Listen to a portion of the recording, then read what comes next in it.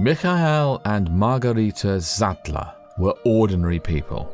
People with simple joys and sorrows, hopes and fears, like everyone else. And yet, a storm was brewing, a storm that would rage through Europe, altering Christianity for all time to come. Michael and Margaretha Sattler were swept up into this storm of change, becoming some of its first casualties. Although their lives were cut short, although they laboured in the cause of truth for less than 2 years, the work they set in motion continues to influence people to this day. Very little is known of Michael Sattler's early days. He was born in Staufen, Germany, around 1490. Later, he entered the monastery of St. Peter's near Freiburg. It is believed that Michael eventually rose to the rank of prior, second in charge of the entire monastery. This was a position of power and respect. It essentially made Michael a member of the upper class. Such a position would also suggest that Michael had an honest work ethic as well as being a capable administrator. He had a trustworthy character. Michael was an intellectually honest man. As such, he was also devout in his beliefs. When spiritual renewal came to St. Peter's via the inter-Benedictine Bursfeld Reformation, Michael was actively involved. As prior, he may even have been in charge of it. But change was coming. Abraham Lincoln observed, "When a man who is honestly mistaken hears the truth, he will either quit being mistaken or cease being honest." And Michael was honest. In the mid-1520s, Protestant peasants captured St. Peter's Monastery. They demanded freedom from overtaxation and justice from the oppression of the nobility. Some of the peasants were Anabaptists. Anabaptist means baptized again. Most, if not all, Europeans at this time had been baptized as infants. The Anabaptists, however, rejected infant baptism as unscriptural. How can a newborn infant make a knowing decision to serve Yahweh? They demanded. Anabaptists believe that only consenting, believing adults should be baptized. Therefore, they chose to be rebaptized as adults. Because Michael was the prior of St. Peter's Monastery, it is probable that the peasants presented their appeals directly to him. No written record of his thoughts on the matter has been preserved. However, 3 facts are known. 1. Michael Sattler was intellectually honest and a devout Christian man. As such, when truth was pointed out, he did not hesitate to accept it. 2. Michael left the monastery in mid-1525. 3. After leaving St. Peter's, Michael travelled to the Waldshut area from where many of the revolutionaries had originally come. With these known facts, it is safe to conclude that as an intellectually honest man, Michael became sympathetic to the peasants' cause and at least intrigued by their beliefs. Just a few months later, from November 6th to 8th of 1525, Michael attended the famous infant baptism disputation in Zurich, Switzerland. He probably wanted to hear the arguments both for and against the subject. The Reformation at this time was well established in Zurich. However, the Protestants there had not yet grasped the concept of true religious liberty, the right of the individual to worship freely as dictated by his or her own conscience. Protestant authorities in Zurich vigorously persecuted the Anabaptists. Michael was arrested and thrown into prison. He was released on November 18, 1525, after promising to leave the region. This early opposition was simply a foretaste of what was soon to come. Sometime between when he left the monastery in mid-1525 and 1526, Michael married a woman by the name of Margaretha, who had been a nun. Like Michael, Margaretha was intellectually honest. She had left the order based on her personal convictions of truth. In June of 1526, Michael was rebaptized as an adult. This took great courage on both of their parts, for it is probable that Margaretha was also rebaptized. It is a fact recognized by many recent historians that the persecution of the Anabaptists surpassed in severity the persecution of the early Christians by pagan Rome. Persecution began in Zurich soon after the Brethren had organized a congregation. Imprisonment of varying severity, sometimes in dark dungeons, was followed by executions. Within a short period, the leaders of the Brethren lost their lives in the persecution. Anabaptism was made a capital crime by other Protestants. Prices were set on the heads of Anabaptists. To give them food and shelter was made a crime. The Duke of Bavaria, in 1527, gave orders that the imprisoned Anabaptists should be burned at the stake unless they recanted, in which case they should be beheaded. The dangers of laying aside error and following truth were very real, but to Michael and Margaretha Sattler, truth was more precious than anything else.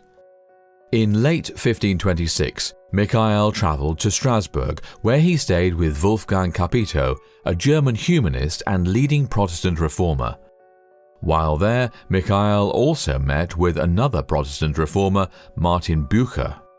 Capito and Bucer disagreed with Michael on a number of points, including the Anabaptist stance against infant baptism. Michael urged the men to release the Anabaptists they had imprisoned. Despite their differences in belief, Michael's kind and gracious spirit can be seen in the fact that he referred to Capito and Bucer as his beloved brothers in God. After Michael's execution, Capito and Bucer themselves referred to him as their dear friend in God. This reveals a tremendous amount about the character of Michael Sattler, during an era when even other Protestants tortured and burned at the stake those with whom they disagreed. In January to February of 1527, Michael shared the truth with others in the village of Lahr, a town north of Freiburg. Times were dangerous. Those who stood forth as leaders had a life expectancy of only 2 years. Michael's was far less. On February 24, 1527, Michael presided at a secret meeting of Anabaptist believers held in the village of Schleitheim. The believers gathered at the meeting agreed upon a statement of beliefs. Besides rejecting infant baptism, they denounced the swearing of oaths as contrary to the words of Yahushua. They stated that baptism was merely an outward act to demonstrate a believer's conscious profession of faith, and, most startling of all, they called for the complete separation of church and state. Michael wrote up their confession of faith in a document called the Schleitheim Confession. This document continues to have an enormous authority among Amish, Mennonite, and Baptist churches to this day. Without a doubt, Michael and Margaretha Sattler felt joy and hope for the future of truth following the successful meeting at Schleitheim. It was not to last long, however. Shortly after the Schleitheim meeting, sometime in March of 1527, Michael and Margaretha Sattler, along with a number of other Anabaptist believers, were arrested by order of Count Joachim von Zollen. These were normal human beings. The arrest, so quickly following the triumphant meeting at Schleitheim, left a handful of believers feeling shaken and afraid. No one wants to face persecution, torture, and death. From prison, Michael wrote a letter to them, encouraging them to be strong and full of faith. I say to you through the grace of Yah, that ye be valiant and walk as become the saints of Yah. Let no one divert you from your aim, but go straight on in all patience, without deviating, that you do not take up the cross which Yah has laid upon you, only to lay it down contrary to the honour and praise of Yah, and to the transgression and violation of his eternal, true, just, and life-giving commandments. And let no man remove you from the foundation which is laid through the letter of the Holy Scriptures, and is sealed with the blood of Christ and of many witnesses of Yahushua. The strength of Michael's conviction, the beauty of his full surrender to Yahweh, can be seen in his closing remarks. He wrote, "The brethren have doubtless informed you that some of us are in prison. They threatened us with bonds, then with fire, and afterwards with the sword. In this peril I completely surrendered myself into the will of Yahweh, and together with all my fellow brethren and my wife, prepared myself even for death for his testimony. And then I thought of you, who are but few. Hence I deemed it necessary to stir you up by this admonition to follow after us in the divine warfare, in order that you may comfort yourselves with it, that you may not become weary of the chastening of Yahweh." Michael's words shine undimmed through the centuries. His faith in Yahweh, his love for truth was unwavering. The trial took place May 17th to 18th, 1527 in Rottenburg. Michael spoke in defense of all the prisoners, appealing to the scripture as the ultimate authority in matters of right and wrong. At the trial, Michael showed he understood that true spirituality is much more than just lip service to one's beliefs. It is heart work. Is it true, as reported, that you say you would prefer to fight on the side of the Turks against the Christians? Order. Let the accused reply. Have I spoken your words? My meaning was... Answer the court! I said that if warring was right, I would rather take the field against so-called Christians if, as you state, Turks know nothing of the Christian faith, then they are but Turks of the flesh. But you who would be Christians, yet persecute Christ's followers with a sword, you are Turks of the Spirit. You arch heretic! You have seduced pious people! It would be better if you had never been born! God knows what is good. Desperate villain, I tell you, if there were no hangman here, I would hang you myself and know that I had done God's service. God will judge. Is there no argument that can convince you of the error of your ways? I can only be convinced by Scripture. Arch heretic! The hangman will convince you!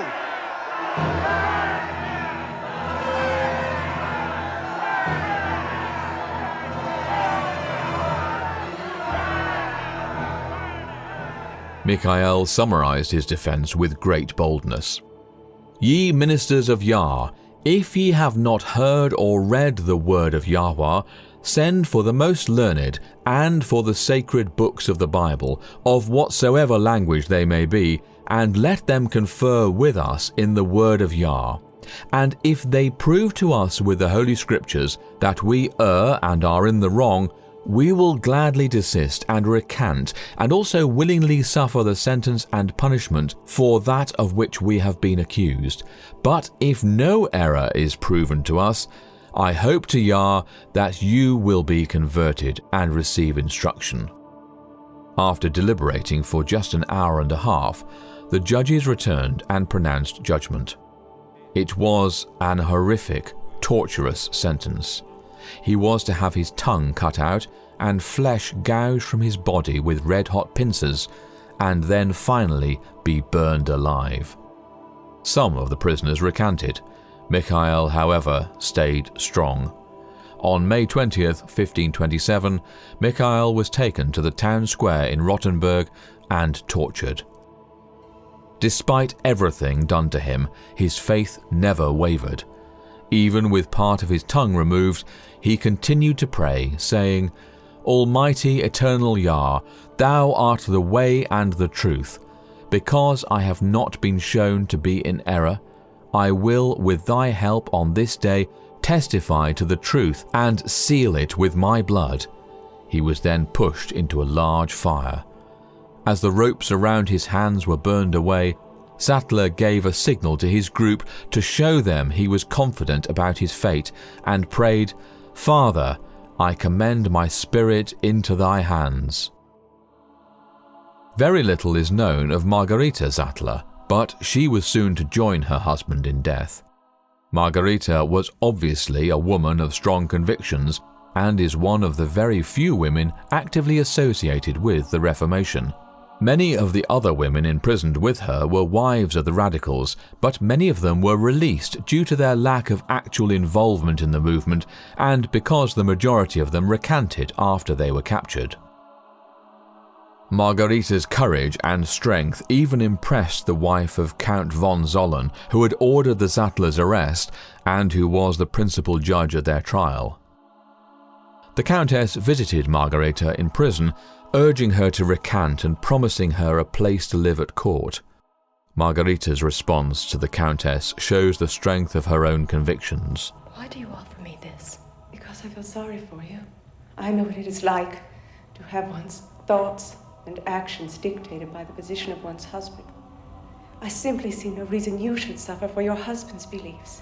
I do not follow my beliefs because of my husband. I follow my husband because of my beliefs. You will not recant, even if, as you must suspect, your sentence is death. No. These beliefs of your husband, your beliefs, you can be that certain of them. Yes. Then I do not feel sorrow for you. I feel envy.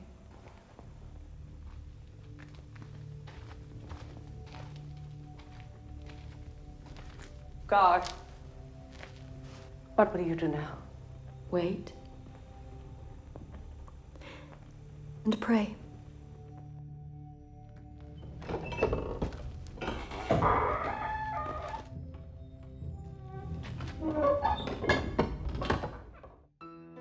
Two days after her husband was burned to death, Margaretha was taken to the Neckar River and drowned on Wednesday, May 22nd, 1527.